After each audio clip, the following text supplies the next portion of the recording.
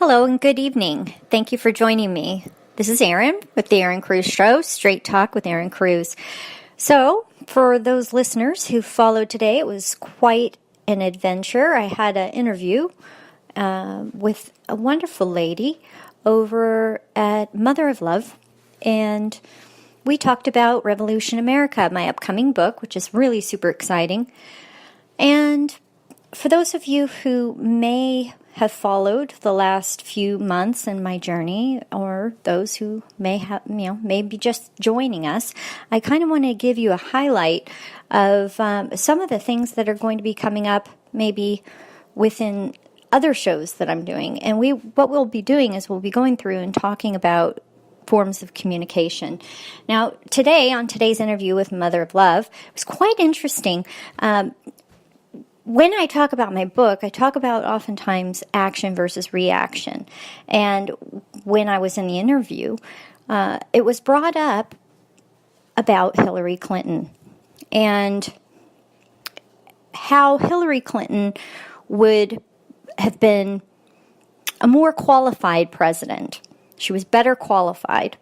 And while I wanted to just listen, because I believe that there was a lot to be said there by the person who was interviewing me, and I respect that she had her own opinion about her perspective and her points of view.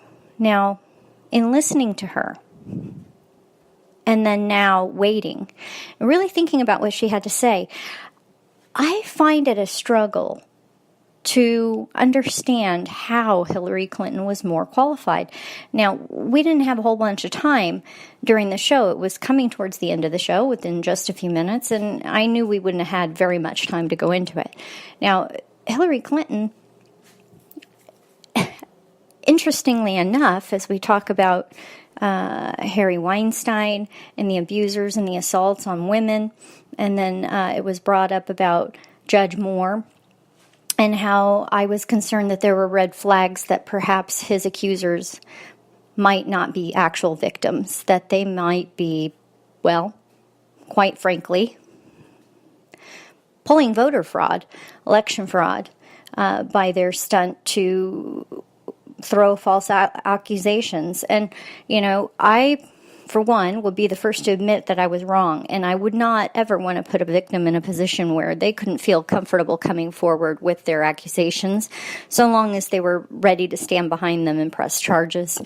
Now, in this particular interview today, like I said, there were only a few minutes left to talk, and I really wanted to hear out what the perspective was of my interviewer. And as I say, I sat and I thought.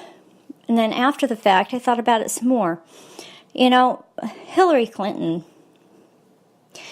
is a woman who stood behind her man and stared down the victims, countless victims that we know about, many of which who were paid off, many who have come out very publicly about what Bill Clinton has done to them and to their lives.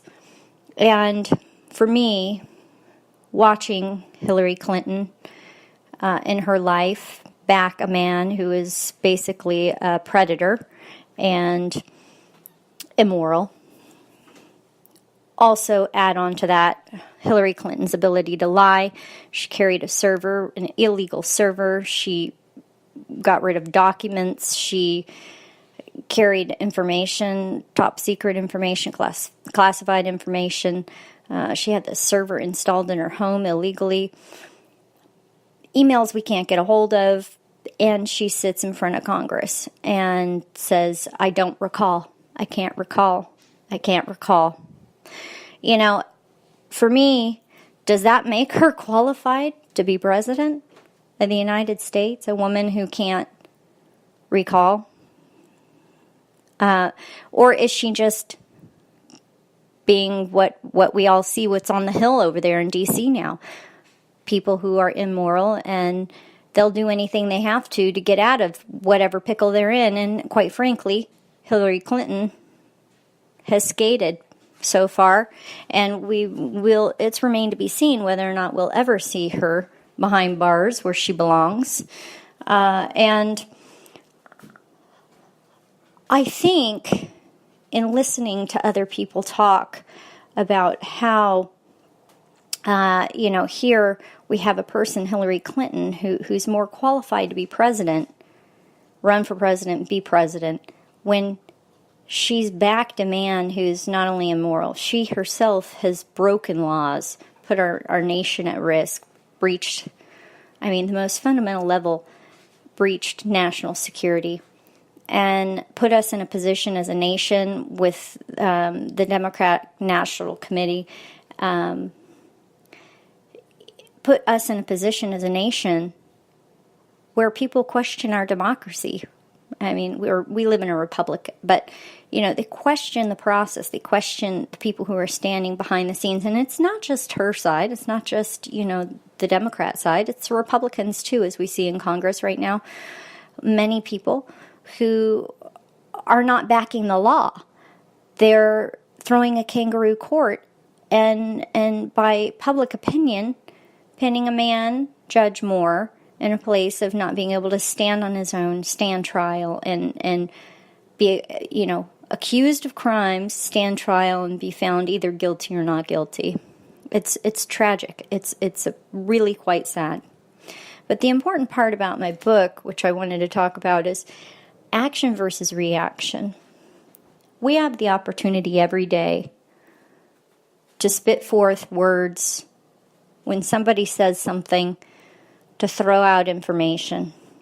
We also have the opportunity to listen to what those people are having to say, think about it. And, we can acknowledge what they're saying readily. We don't have to agree with it or disagree with it. We can acknowledge what they're saying. And take time. There's no need for us to, as a people, instantly respond. And I think that's what social media has done. It's pushed us to the point where we think that everything needs an instant response. And life isn't that way. Life is fluid.